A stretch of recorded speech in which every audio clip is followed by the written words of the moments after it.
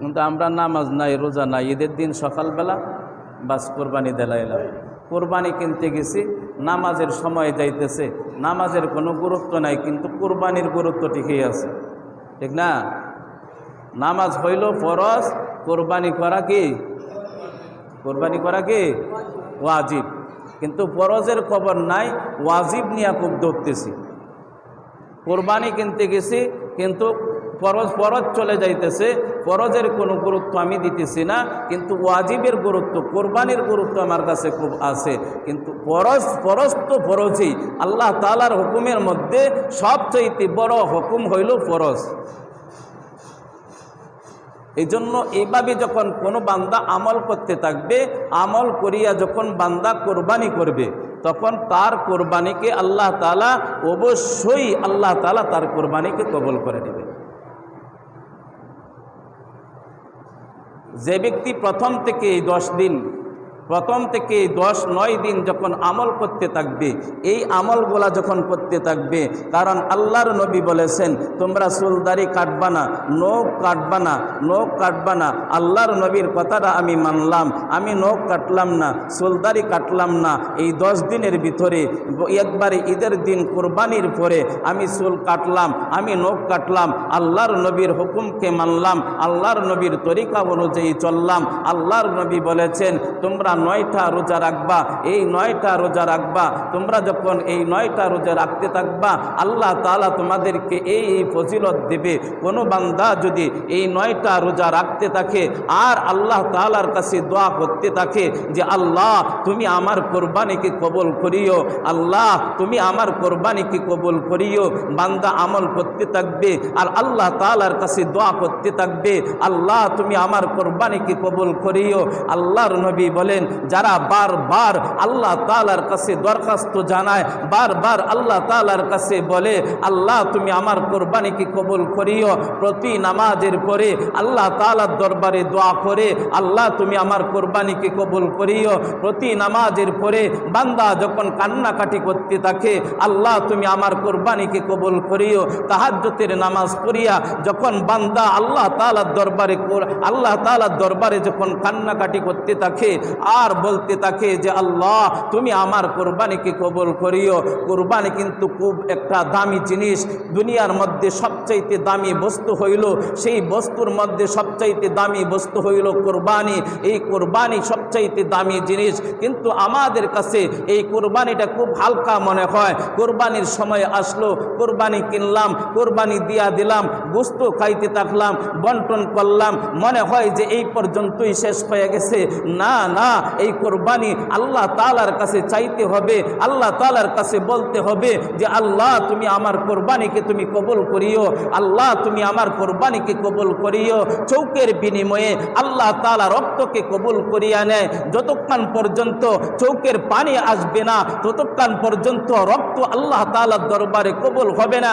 আল্লাহ তাআলা যে বলে দিয়েছেন, আল্লাহর নবী যে বলে দিয়েছেন, হে আমার উম্মতরা তোমরা যখন কোরবানি করবা, কোরবানির গলার মধ্যে, গরুর গলার মধ্যে যখন তোমরা ছুরি ঢুকাইবা, ছাগলের গলার মধ্যে যখন তোমরা ছুরি লাগাইবা, এই ছুরি যখন লাগাইবা, ছুরি লাগানোর সাথে সাথে যে প্রথম রক্তের ফোঁটাটা যে পড়ে, এই রক্তের ফোঁটাটা জমিনে পড়ার পূর্বেই তোমার সমস্ত গুনাহ আল্লাহ তাআলা মাফ করিয়া দিবেন। সুবহানাল্লাহ, আল্লাহ তাআলা যে মাফ করিয়া দিবেন, এই মাফটা কি এত সহজ? আল্লাহ তাআলার কাছ থেকে চেয়ে আনতে হবে, আল্লাহ তাআলার কাছে চাইতে হবে আল্লাহ তুমি আমার কোরবানিকে কবুল করো, আল্লাহ তোমার নবীর তরিকা অনুযায়ী আমি চুল কাটলাম না, নবীর তরিকা অনুযায়ী আমি নখ কাটলাম না, আল্লাহ নবীর তরিকা অনুযায়ী আমি 9টা রোজা রাখলাম, আল্লাহ এই 9 রোজার বিনিময়ে তুমি আমার কোরবানিকে কবুল করিয়া নাও। বান্দা যখন এইভাবে রোজা রাখতে থাকবে আর আল্লাহ তাআলার কাছে যখন চাইতে থাকবে, আল্লাহ অবশ্যই আল্লাহ তাআলা ওই বান্দার কোরবানিকে কবুল করিয়া নেবেন। সুবহানাল্লাহ। আর বান্দা যখন হুজুর পাক সাল্লাল্লাহু আলাইহি ওয়াসাল্লামের শিখানো জিকির যখন বান্দা করতে থাকবে, এই 10 দিনের মধ্যে যখন বান্দা বেশি বেশি জিকির করতে থাকবে, লা ইলাহা ইল্লাল্লাহ, সুবহানাল্লাহ সুবহানাল্লাহ, আলহামদুলিল্লাহ আলহামদুলিল্লাহ, এই জিকির যখন বান্দা বেশি বেশি যখন করতে থাকবে, উঠতে বসতে শুইতে খাইতে সব জায়গায় যখন নবীর শিখানো দোয়া যখন এইভাবে করতে থাকবে, জিকির যখন এইভাবে করতে থাকবে, অবশ্যই তার দিলটা নরম হয়ে যাবে। কারণ নরম দিল ওয়ালার চাওয়াকে আল্লাহ তাআলা কবুল করিয়া নেন। যার দিল শক্ত তার চাওয়াকে আল্লাহ তাআলা কখনো কবুল করবে না। যার দিলটা নরম হয়ে যাবে, কারণ দিলে জিকিরের দ্বারা দিল নরম হয়ে যায়। এই জন্য আল্লাহর নবী এই কথাটা এই জন্য বলেছেন, তোমরা বেশি বেশি জিকির করবা যেন তোমার কুরবানিটা কবুল হয়ে যায়। বেশি বেশি জিকির করবা, জিকিরের মাধ্যমে তোমাদের দিল পানির মতো নরম হয়ে যাবে, মোমের মতো নরম হয়ে যাবে তোমার দিল। যখন তোমার দিলটা নরম হয়ে যাবে, সেই নরম দিল নিয়ে যখন তোমরা আল্লাহ তাআলার কাছে চাইবা যে আল্লাহ তুমি আমার কুরবানিকে কবুল করো, আল্লাহ তুমি আমার কুরবানিকে কবুল করো, অবশ্যই আল্লাহ তাআলা জিকির ওলার কুরবানিকে আল্লাহ তাআলা কবুল করিয়াই নেবেন। সুবহানাল্লাহ। এজন্য আমরা জিকির বেশি বেশি করব তো ইনশাআল্লাহ। হাটে ঘাটে রাস্তায় বাজারে সব জায়গায় আমরা কথা বন্ধ করে দেব, কথা কম বলবো, জিকির করব বেশি, কথা কম বলবো, জিকির করব বেশি। যদি আমরা এইভাবে আমল করে যাইতে পারি, আর যদি মনে করি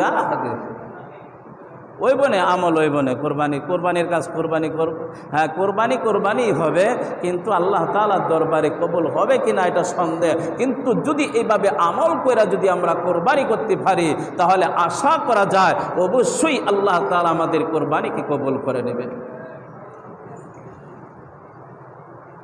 তো এই আমলগুলো আমরা করার চেষ্টা করব। 3 নম্বর আমল হইল বেশি বেশি জিকির করা। 3 নম্বর আমল বেশি বেশি জিকির করা। আর 1ম নাম্বার আমল হইল, যারা নতুন নতুন আসতেছেন তারা তো অনেকেই শোনেন নাই, এজন্য আমি বারবার বলতেছি। 1ম আমল হইল এই জিলহজ মাসের 1ম নাম্বার আমল হইল, এই 10 দিনের ভিতরে চুলও কাটা যাবে না, হাতে পায়ের নখ কাটা যাবে না, চুল কাটা যাবে না, হাতে পায়ের নখ কাটা যাবে না। চাঁদ ওঠার আগে আমরা চুল কেটে নেব, হাতে পায়ের নখ কেটে নেব। আর একেবারে ঈদের দিন কুরবানি করে আমরা চুল কাটবো, হাতে পায়ের নখ কাটবো। এই আমলটা করতে পারবো তো ইনশাআল্লাহ? এই আমলটা খুব সহজ আমল, আমরা সকলে এই আমলটা করার চেষ্টা করব। আর 2 নাম্বার আমল হইল 1 থেকে 9 তারিখ পর্যন্ত 9টা রোজা রাখা। 2 নাম্বার আমল হইল 1 থেকে 9 তারিখ পর্যন্ত 9টা রোজা রাখা। এক এক রোজার বিনিময়ে আল্লাহ তাআলা 1 বছরের গুনাহ মাফ করিয়া দিবেন। সুবহানাল্লাহ। আরো জোরে বলি সুবহানাল্লাহ। এক একটা রোজার বিনিময়ে আল্লাহ তাআলা 1 বছরের গুনাহ মাফ করিয়া দিবেন। এইভাবে 8 রোজায় 8 বছরের গুনাহ মাফ করিয়া দিবেন। 9 তারিখের রোজা 1 রোজায় আল্লাহ তাআলা 2 বছরের গুনাহ আল্লাহ তাআলা মাফ করিয়া দিবেন। 1 বছর আগে আরেক বছর পরে, এই 2 রোজা 1 রোজার কারণে আল্লাহ তাআলা পুরা 2 বছরের গুনাহ আল্লাহ তাআলা মাফ করিয়া দিবেন। তা আমরা সকলেই 1 থেকে 9টা রোজা রাখার চেষ্টা করব। যদি কেউ না পারি 2টা 4টা হইলেও রাখবো, অন্তত 2টা 4টা হইলেও রাখবো। কিন্তু 9 তারিখের রোজা সারা যাবে না। 9 তারিখের রোজা সকলেরই প্রত্যেকেই রাখতে হবে। 9 তারিখের রোজা প্রত্যেকেই রাখবেন, কারণ এটা আরফার দিনের রোজা। 9 তারিখের রোজা, এই রোজাটা আল্লাহ তাআলার দরবারে অত্যন্ত দামি রোজা। এই জন্য আমরা 9 তারিখের রোজাটা রাখার চেষ্টা করবো ইনশাল্লাহ। পারবো তো ইনশাল্লাহ? 9 তারিখের রোজা আমরা ছাড়বো না, 9 তারিখের রোজা আমরা ইনশাআল্লাহ রাখবো।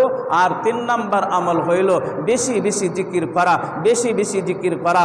এই 1 থেকে 10 তারিখ পর্যন্ত এমনিতেই তো জিকির তো আমরা সব সময় করব, কিন্তু আল্লাহর নবী বলেছেন এই 10 দিনের ভিতরে তোমরা বেশি বেশি জিকির করো, বেশি বেশি জিকির করো। কেন বেশি বেশি জিকির করব?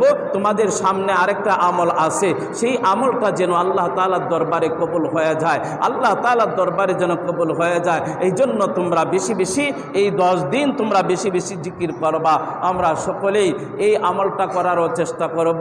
4 নম্বর আমল হইল আইয়ামে তাশরিফ বলা।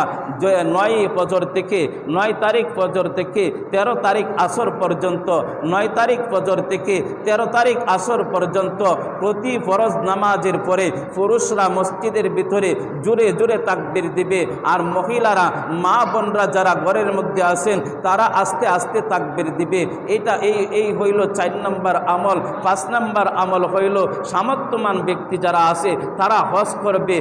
সামর্থ্যমান ব্যক্তি যারা আছে তারা হজ করবে। 6 নম্বর আমল হইল যাদের উপরে আল্লাহ তাআলা কুরবানি ওয়াজিব করেছে তারা ঈদের দিন সকালবেলা কুরবানি করবে, তারা ঈদের দিন সকালবেলা কুরবানি করবে।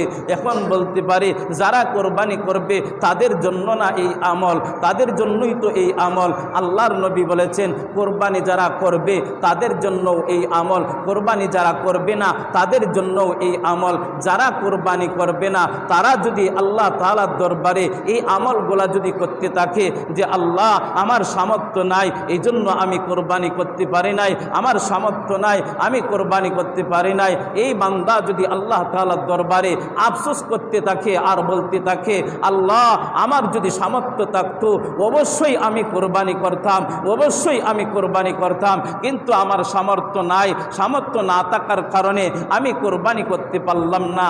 আখির জামানার পয়গম্বর বিশ্ব নবী মুহাম্মদ রাসূলুল্লাহ সাল্লাল্লাহু আলাইহি ওয়াসাল্লাম বলেছেন যারা কুরবানি করতে পারো নাই, যারা কুরবানি করতে পারো নাই, যাদের সামর্থ্য নাই কুরবানি করার মতো তারা তো কুরবানি করতে পারলা না, কিন্তু এই আমলগুলা করলা আর আল্লাহ তাআলার দরবারে দোয়া করলা আল্লাহ আমি আমল করতেছি, নবী শেখানো আমল করতেছি, কিন্তু সামর্থ্য নাই কুরবানি করার জন্য। আল্লাহর নবী বলেছেন তুমি এই আমল করিয়া যাইতে থাকো, আল্লাহ তাআলা কুরবানিওয়ালাকে যেই নেকি দান করেছে তোমরা কুরবানি করতে পারো নাই, তোমাদেরকেও আল্লাহ তাআলা কুরবানির নেকি দান করিয়া দিবেন। সুবহানাল্লাহ, কুরবানির নেকি দান করিয়া দিবেন। এজন্য আমল করব তো ইনশাআল্লাহ, ইনশাআল্লাহ আমল করার চেষ্টা করব। যে আমাদের